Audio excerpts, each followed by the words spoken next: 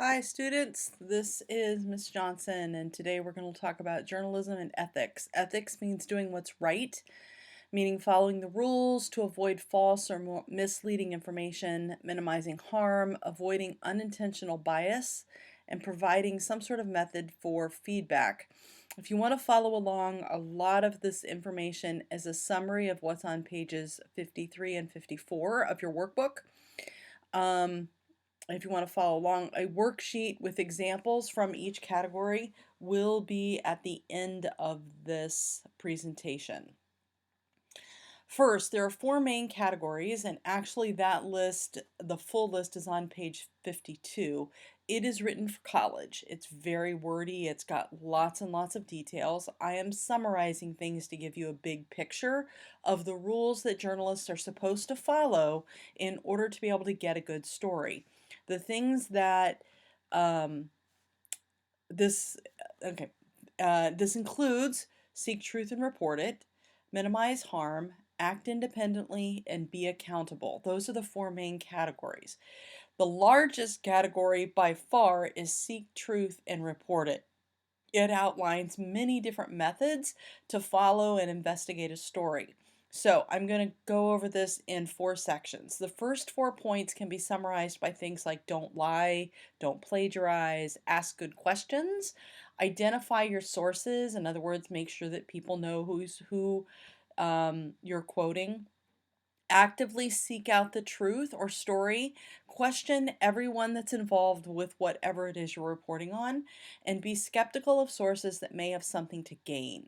So at the end of each one of these slides, I'm going to give you some sort of an example. Some of these are real things that happen, some of these are hypotheticals, but an example um, of this category would be if a reporter got a tip or a call from a restaurant owner about a competitor's health practices. Maybe they wanted to say that the other guy doesn't keep his restaurant clean, or maybe he has rats. The reporter would have to further investigate to make sure the trip was accurate because that person would have something to gain. So we wouldn't just take his word for it, you'd want to investigate further. Next, under Seek Truth and Report It. This has to do with headlines, video, photography, quotes. All of those things have to be accurate and exactly as captured. They are not allowed to Photoshop, they are not allowed to make alterations, and they are to avoid hype in the headlines. The headline should represent what's in the article. So this section has to do with truth in photography, truth in video clips, truth in quotes, and truth in headlines. Now here's a weird one.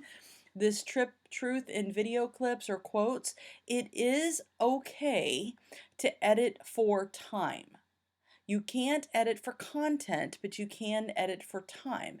However, that is a slippery slope because if you cut something out of the middle of an interview, sometimes it changes the meaning.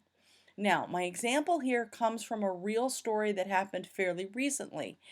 The CBS admitted to using footage from Italy's COVID unit where they were having many, many problems. It was very, very busy in a report about what was happening in New York City.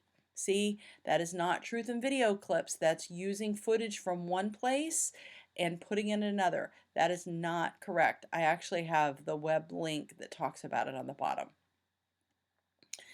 Next, seek truth and report it. Reporters must find overlooked and underprivileged voices, in addition to government or official spokespersons. So, for example, they need to make sure they've avoided any hint of racism in their reporting, which means they have to talk to people of different races and get their point of view. They need to cover the diversity of people's ideas and opinions. They need to give voice to the powerless and the unattractive in our society, and do not only rely on official or government statements. It's not that they don't listen to it. As a matter of fact, every day, here's my example. The president and the CDC does a news conference about the progress in the fight on the pandemic. Huge ratings, everybody wants to be there. And all the reporters should report on that progress. They should report on the programs that are outlined there. It is also their job to find out what the doctors and the patients and the workers and the everyday man on the street is saying about what is being presented. Next, under Seek Truth and Report It, reporters are a vital part of our democracy. Oftentimes they're called the fourth estate or fourth branch of democracy. It's sometimes frustrating and even scary, but we need them to keep the government honest.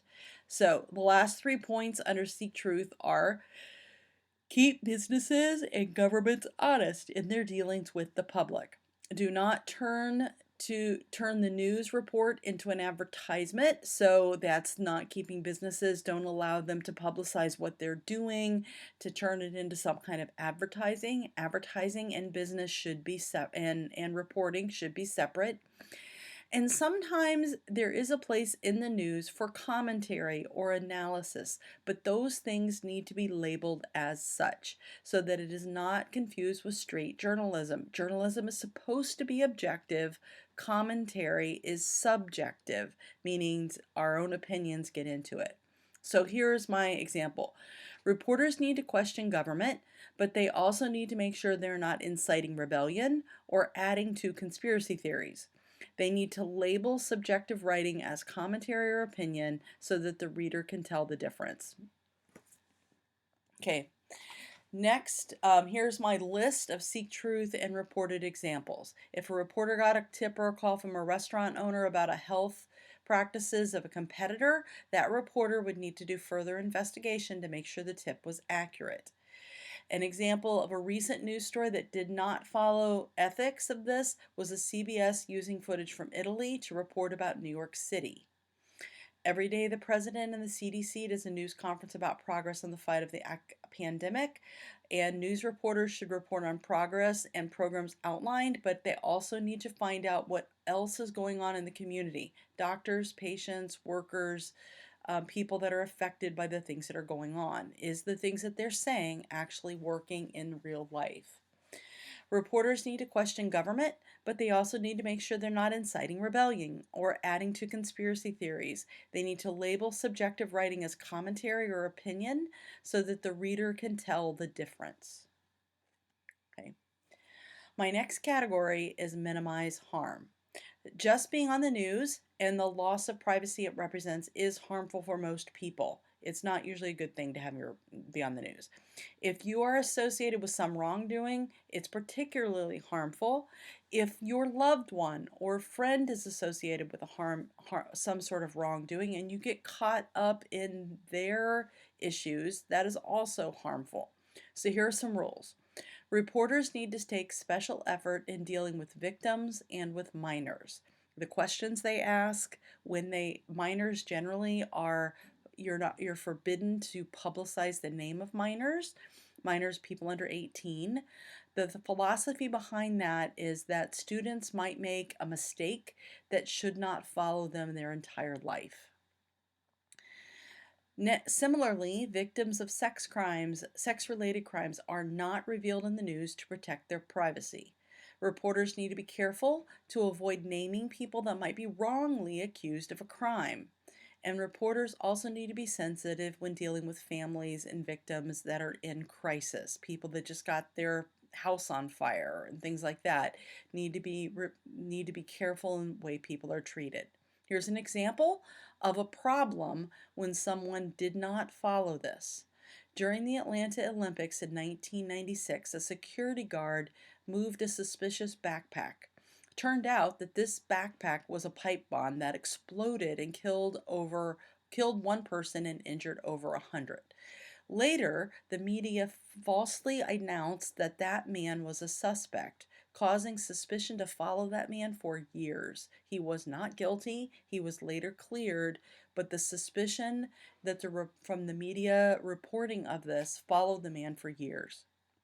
Next, act independently. This comes to this kind of weird concept called conflicts of interest. Now, most of the things under Act Independently revolve around this, so that's what I'm going to spend time is. It's a term referring to a bias that has the potential to exist in the mind of the reporter.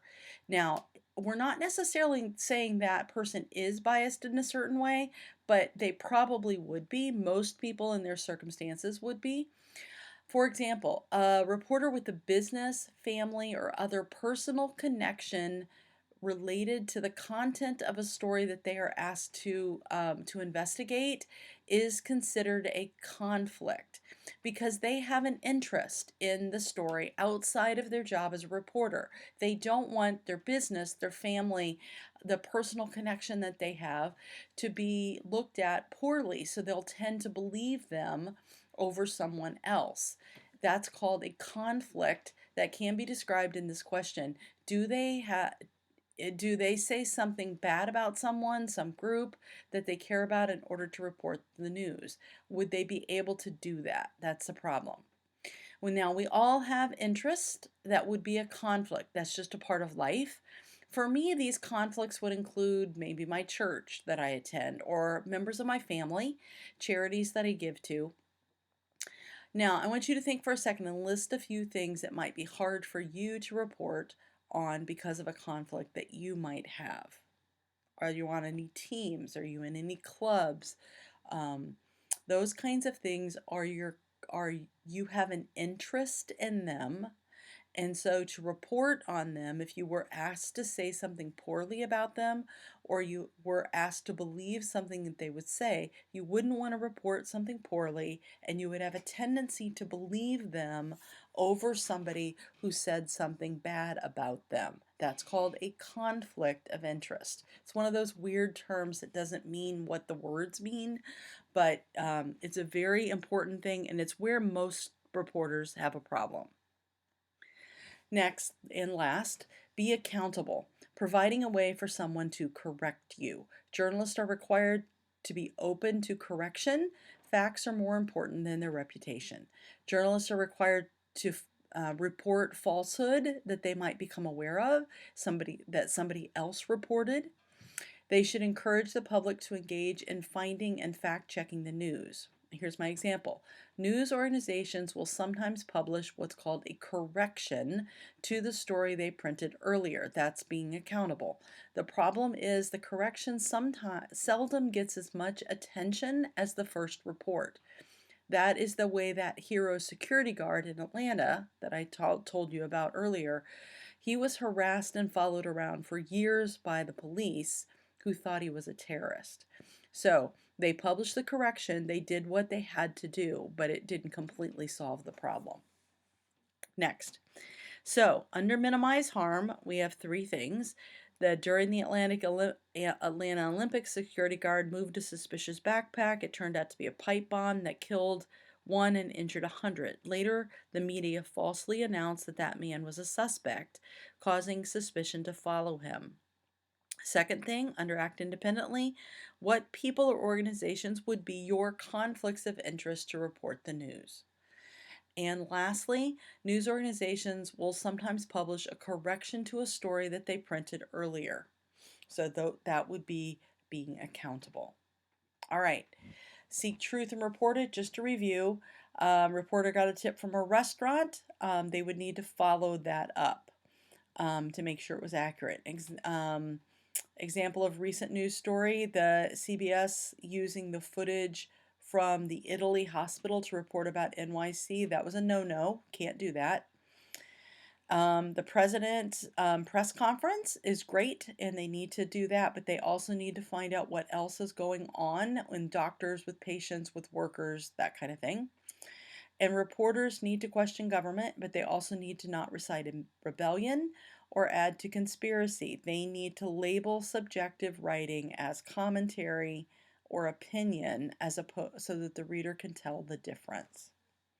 Now, what you need to do to show that you've watched this video, on the assignment you'll be asked to choose an example that represents each of the different categories. Those categories are directly from this list, okay? It's multiple choice, but it's basically being able to identify the category with these two lists. Thank you.